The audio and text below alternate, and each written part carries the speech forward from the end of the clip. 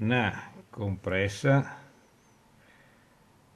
5 volte al D.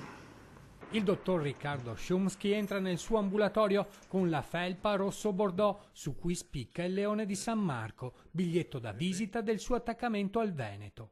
Con le ricette in lingua veneta i pazienti in farmacia hanno suscitato curiosità e qualche sorriso, ma per il medico di famiglia il consenso da parte dei suoi assistiti non è mancato. Per loro non c'è nulla di cui meravigliarsi.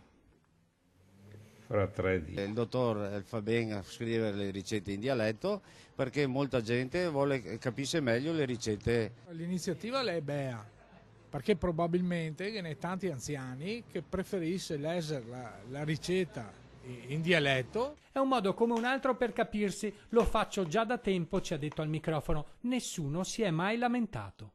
Qual è la motivazione che l'ha spinta a scrivere le ricette in lingua veneta? Ce n'è una generale che riguarda la difesa della nostra lingua, della cultura, dei valori che ha, che sono i valori della terra, della storia, che è millenaria. E l'altra, molto più semplice da medico, è che il 90% del parlare con i miei pazienti è in veneto. Qualche critica invece è arrivata dall'ordine dei medici.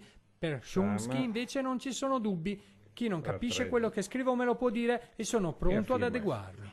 Qualcuno ha detto che io scrivo così perché i miei pazienti non capiscono l'italiano, offendendo i miei pazienti, quindi i miei pazienti capiscono benissimo l'italiano e molto meglio anche il veneto, per fortuna, e continueremo a fare questo perché non mi risulta ci siano norme che vietino di scrivere le posologie in lingua veneta. Poi ognuno ha le sue opinioni e se le tenga, però io vedo che i miei pazienti le apprezzano. La ricetta è scritta in lingua veneta, come ci tiene a specificare, non in dialetto. È una lingua a tutti gli effetti, che poi lo Stato, l'organizzazione, la storia aveva deciso che è l'italiano e ne prendiamo atto. Nato in Argentina nel 1952, figlio di un polacco, laurea in medicina a Padova, il dialetto lo ha imparato da subito per integrarsi meglio. Per il professionista la ricetta in veneto serve per agevolare la popolazione, specialmente gli anziani.